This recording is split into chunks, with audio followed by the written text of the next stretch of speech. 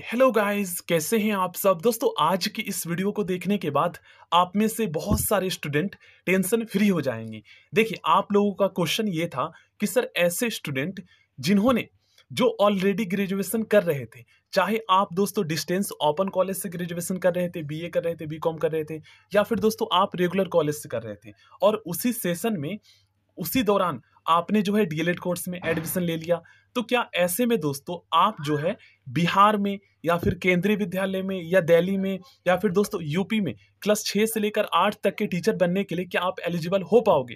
क्योंकि आपको ये पता है ना कि अगर आपका दो कोर्स एक साथ दोनों रेगुलर है और एक साथ आपने किया है दोनों रेगुलर, तो फिर आपका दोनों में से कोई एक कोर्स ही वैलिड होगा, दूसरा कोर्स नहीं होगा। ठीक है ना। तो यहाँ पर क्वेश्चन ये बनता है स्टूडेंट का कि अगर सर हमने ग्रेजुएशन जो है ओपन डिस्टेंस से किया है और डीएलएड जो है वो तो रेगुलर होता ही है, तो डीएलएड रेगुलर किया है, तो ऐसे में क्या हम बिहार में क्लास 6 से लेकर 8 तक के टीचर बनने के लिए एलिजिबल हो पाएंगे? देखिए, बीपीएससी ने दोस्तों आपको मैं शो कर देता हूँ। तो देखिए, पहले आप दोस्तों क्लास 1 से लेकर 5 तक के टीचर बनने के लिए बीपीएससी ने क्या एलिजिबिलिटी क्राइटेरिया मांगा है, ये पहले आप देख लीजिए। ठीक है ना। जो उन्होंने नोटिफिकेशन जारी किया था प्राइमरी टीचर के लिए, उसके लिए क्या एलिजिबिलिटी क्राइटेरिया, उसके बाद आप 6 से 8 के लिए देखिएगा। क्योंकि गैस 1 से लेकर 5 में भी बहुत सारे स्टूडेंट को कंफ्यूजन है। जैसे मान लीजिए दोस्तों, बहुत सारे स्टूडेंट कमेंट में ये पूछते हैं ना कि सर हम जो है ना ग्रेजुएशन कर रहे थे, ओपन से कर रहे थे, कुछ स्टूडेंट कहते हैं कि सर हम रेगुलर कर रहे थे ग्रेजुएशन और उसी सेशन में हमने डीएलएड में एडमिशन ले लिया, तो क्या हम बिहार में या फिर अदर स्टेट्स में क्लास 1 से लेकर 5 तक के लिए प्राइमरी टीचर क्या हम बनने के लिए एलिजिबल हो पाएंगे? क्या कोई प्रॉब्लम तो नहीं आएगा हमने जो है ग्रेजुएशन के साथ में डीएलएड कर लिया है?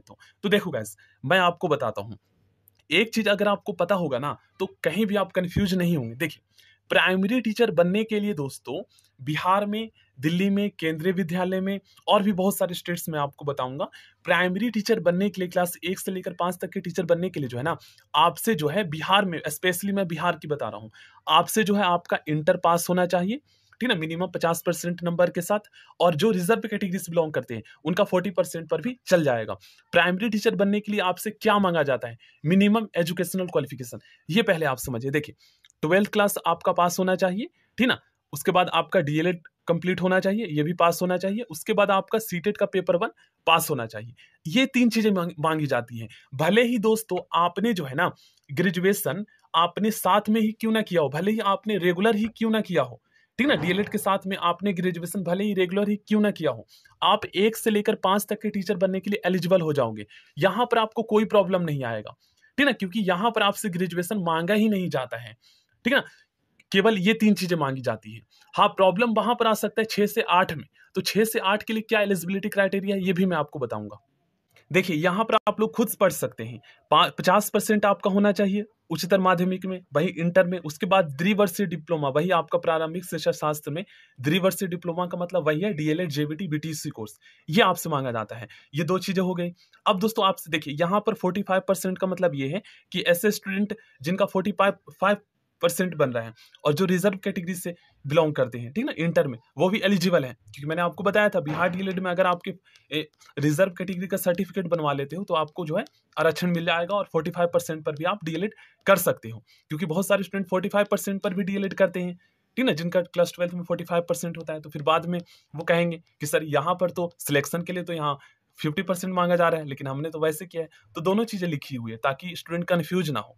अब देखिए, तीसरा चीज आपसे सीटेट का पेपर 1 मांगा जाता है या फिर आपका बिहार टेट का पेपर 1 पास होना चाहिए। ये चीज मांगी जाती है प्राइमरी टीचर बनने के लिए।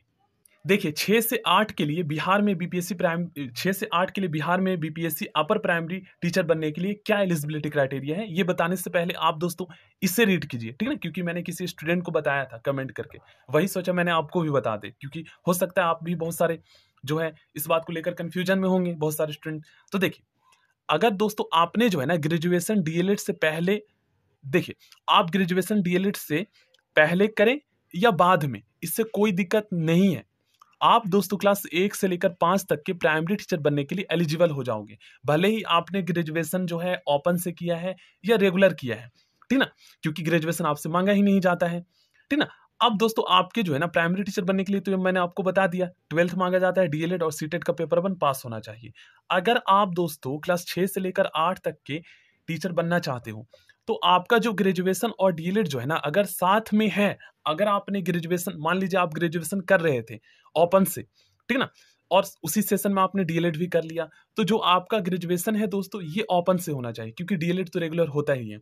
अब एनआईओएस से भी होता है। तो दोस्तों मैंने आपको बताया था कि एनआईओएस से कई स्टेट्स ऐसे हैं जहां पर वैलिड नहीं माना गया है, ये ध्यान में रखिएगा, लेकिन बिहार में एनआईओएस वाले भी वैलिड है, ठीक ना। तो देखिए यहाँ पर ध्यान दीजिएगा, 6 से 8 तक के टीचर अगर आप बनना चाहते हो दोस्तों, तो आपका जो ग्रेजुएशन और डीएलएड है अगर साथ में है, तो ग्रेजुएशन आपका ओपन से होगा, तो आप 6 से 8 के लिए एलिजिबल हो जाओगे।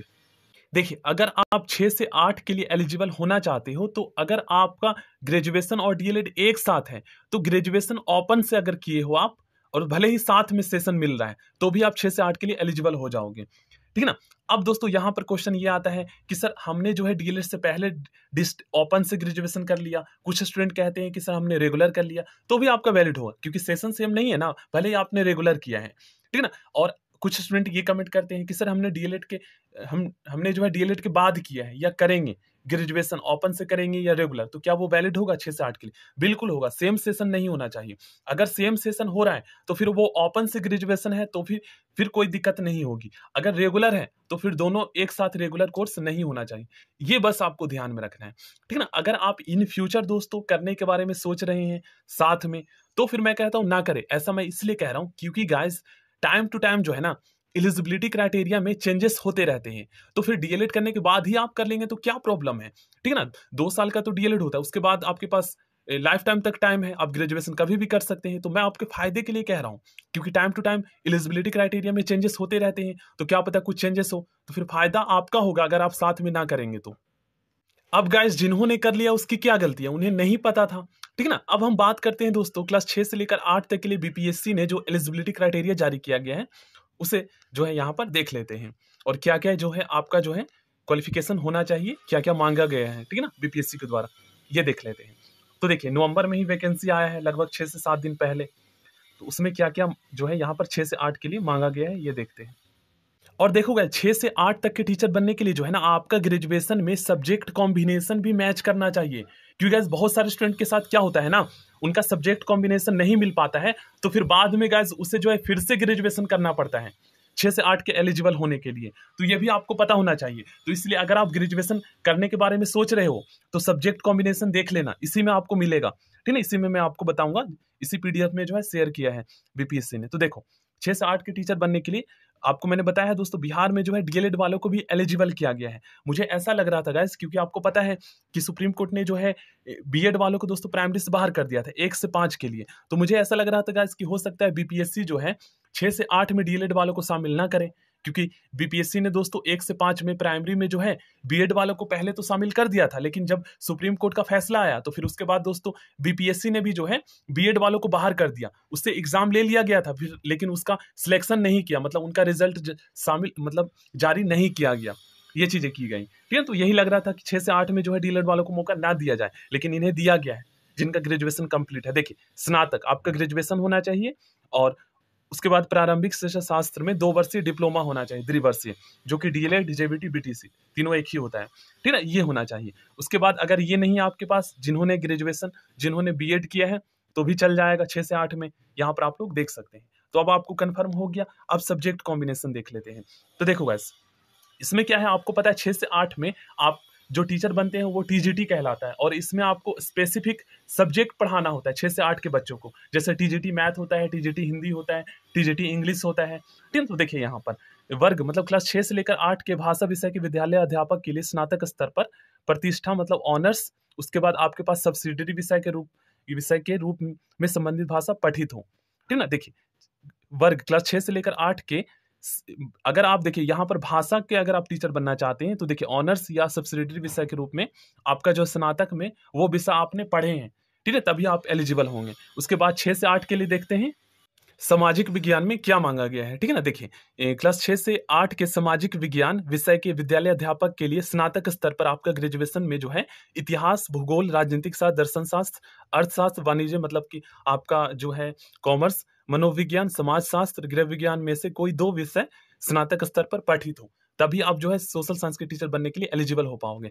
उसके बाद साइंस का देखते हैं। देखिए क्लास 6 से 8 के गणित एवं विज्ञान विषय के स्नातक स्तर पर, मतलब टीचर बनने के लिए स्नातक स्तर पर आपके पास मैथ, फिजिक्स, केमिस्ट्री और बायोलॉजी में से कोई 2 विषय पठित हो, तभी आप एलिजिबल होंगे। ठीक है, तो ध्यान रखिएगा, अगर आपका ये सब्जेक्ट है तभी आप बन पाओगे, तो फिर ध्यान रखना, ठीक है ना, ताकि आपको जो है जो भी डाउट हो वो कंफर्म हो जाए। और साथ में दोस्तों आपका सीटेट का पेपर 2 क्लियर होना चाहिए या बिहार टेट का पेपर 2 क्लियर होना चाहिए, ठीक है ना। सो थैंक यू दोस्तों। बाकी आपको कुछ भी डाउट है इससे रिलेटेड तो आप लोग कमेंट जरूर कीजिएगा, ठीक है।